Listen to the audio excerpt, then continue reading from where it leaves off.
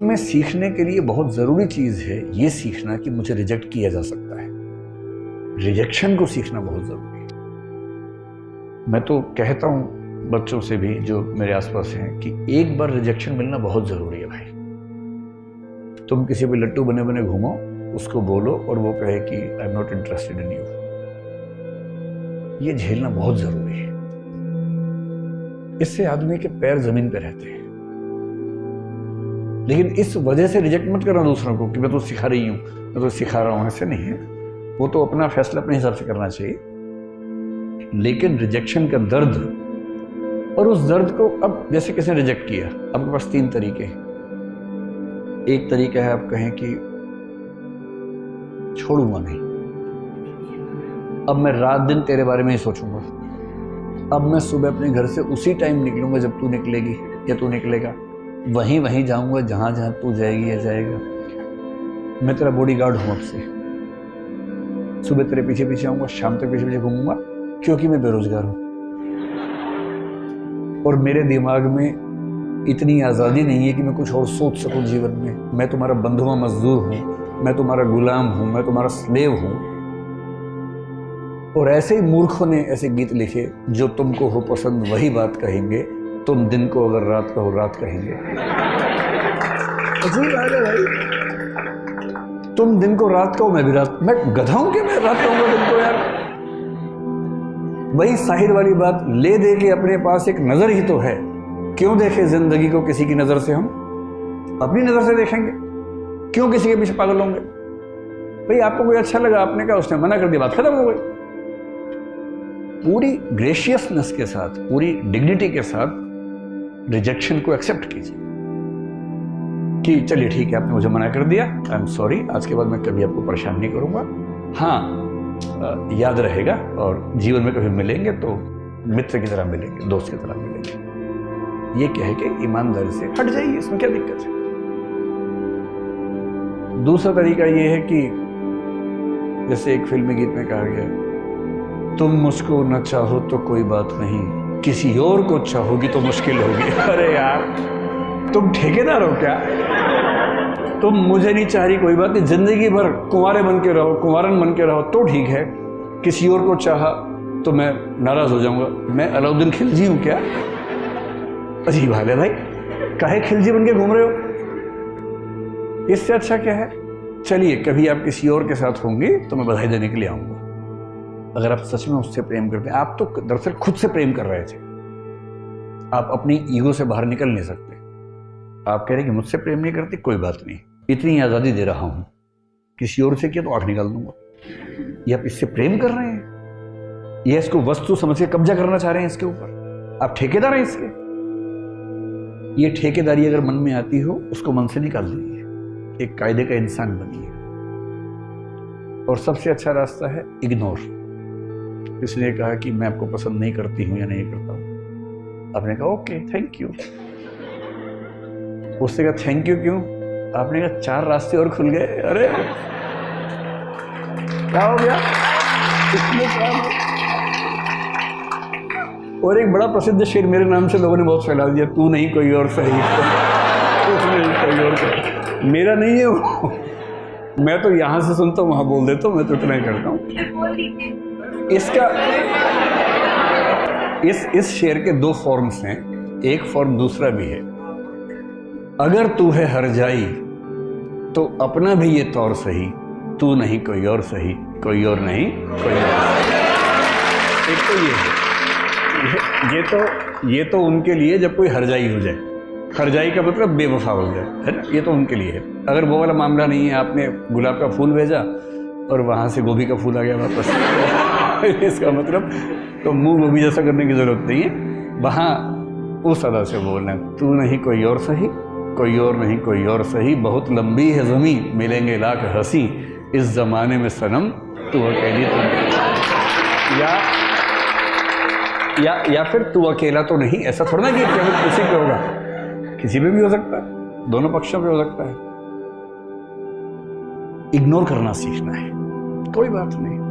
और 2 दिन बाद कोई आपसे पूछे, यार तूने काट दिया था, उसने तुझे रिजेक्ट कर दिया, कैसा लगता है? और आप कहें कौन? आपने कहा परसों उसने रिजेक्ट किया। किसने? उसे नाम बताया? बोले हाँ ऐसा कुछ हुआ तो था शायद। यार डिस्टर्ब मत करो, I am in relationship with someone else. क्या टेंशन लेनी है? वही व्यक्ति सामने से आ गया, उसने कहा आप कैसे हैं? आपने मैं तो ठीक ही रहता हूँ। अब क्या होता है? अब और तब क्या होता है? नहीं मैंने 2 दिन पहले आपको मना किया था। आप हैं कौन? अच्छा हाँ चेहरा देखा वो लग रहा है। लोड नहीं लेना है एकदम जिंदगी में, इग्नोर करना है। और दूसरे लोग आपके बारे में 4 बुरी बातें बोले, टेंशन मत लो।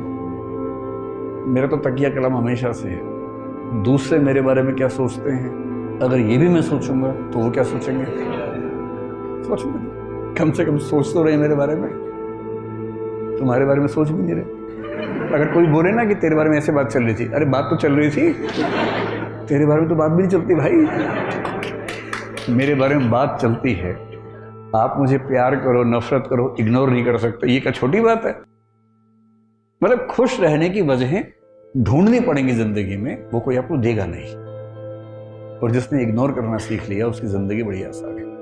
अपने इमोशंस को मैनेज करना अगर सीख लिया, इमोशंस को मैनेज करने का मतलब क्या है? मैनेजमेंट ऑफ इमोशंस का मतलब क्या है? जब जब डीमोटिवेटेड हो, खुद को मोटिवेट करने की क्षमता। मोटिवेशन के लिए ये नहीं करना कि ठेकेदार ढूंढ रहे बाहर जाके, जी मुझे मोटिवेट कर दो प्लीज। कुछ मोटिवेशन के ठेकेदार होते हैं, वो आपके अंदर पंप से हवा भरेंगे, आप गुब्बारा बन के उड़ेंगे, आपको लगता है सारा जहान मेरा है। तब तक हीलियम निकल गई, वो गैस निकल गई, हवा निकल गई, उसका धम से नीचे आते हैं। वो जो मोटिवेशन है 2 घंटे वाला, वो काम नहीं आता जिंदगी में। वो केवल इंजेक्शन की तरह है कि बहुत परेशान है, इंजेक्शन लगाया ठीक हो गया, थोड़ा सा दौड़ रहे हैं ग्लूकोज खा लिया, तुरंत थोड़ा शुगर लेवल ठीक हुआ, उतना ठीक है।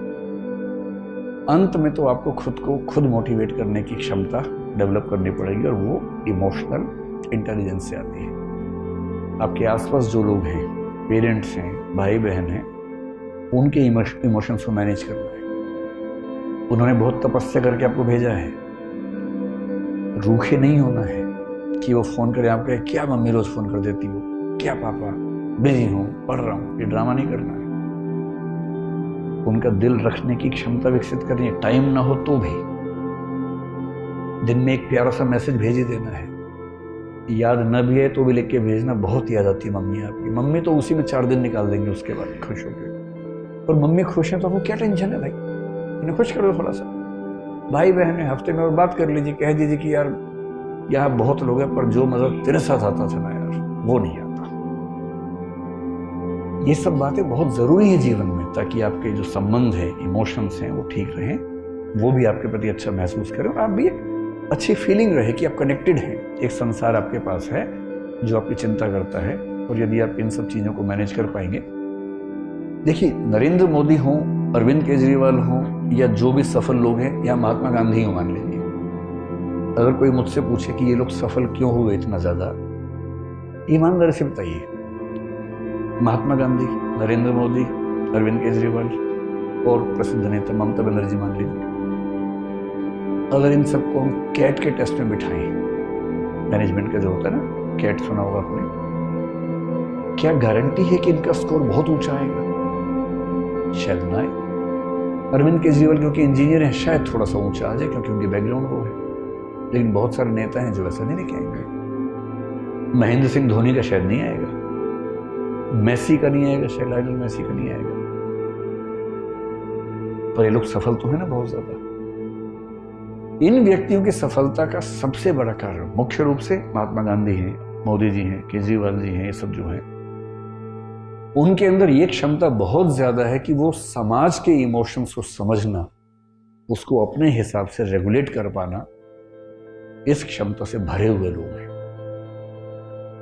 उन्हें पता है कि मंच पर क्या बोलने से पूरी भीड़ उनके पक्ष में खड़ी हो जाएगी, क्या पहनूं, किसी इलाके में जाके वैसी वेशभूषा पहन लेना, कि ऐसे नहीं होता है, ये महसूस करवाना कि हम और आप एक ही हैं। मतलब डोनाल्ड ट्रंप भारत में आके नमस्ते सबको बोल रहे थे, क्यों बोल रहे थे नमस्ते? विवेकानंद का नाम उनसे नहीं बोला गया, लेकिन कोशिश की, भरपूर कोशिश की बोलने की। क्यों कर रहे थे सब? ताकि यहाँ के लोगों को लगे कि ये आदमी हमसे जुड़ा हुआ है, ये कनेक्ट है। क्यों व्हाइट हाउस में दिवाली मना रहे हैं आजकल? ताकि वो कनेक्ट महसूस हो। और अब डीएम बनने के बाद और ये लोग पीएम सीएम बनने के बाद एक आदमी 140 करोड़ से कैसे कनेक्ट करेगा? तो प्रतीक गढ़ने पड़ते हैं, सिंबल्स गढ़ने पड़ते हैं, और उन सिंबल्स के माध्यम से उस सबके साथ कनेक्शन जोड़ता है। महात्मा गांधी को क्या जरूरत थी ये कहने की कि मैं शरीर के ऊपरी हिस्से पर वस्त्र नहीं पहनूंगा? आपने उनकी जितनी तस्वीरें देखी होंगी केवल धोती में देखा होगा। क्यों? क्योंकि जिस देश में लगभग सब लोग गरीब हों, उस देश की जनता को ये कैसे समझाए एक ऐसा लड़का जो इंग्लैंड से वकालत पढ़ के आया हो, वो कैसे समझाए कि मैं आप में से एक हूं? और उसने कहा कि मैं कपड़े उतने ही पहनूंगा जितने इस देश का आम आदमी पहन सकता है। ये इमोशनल इंटेलिजेंस का चरम उदाहरण है।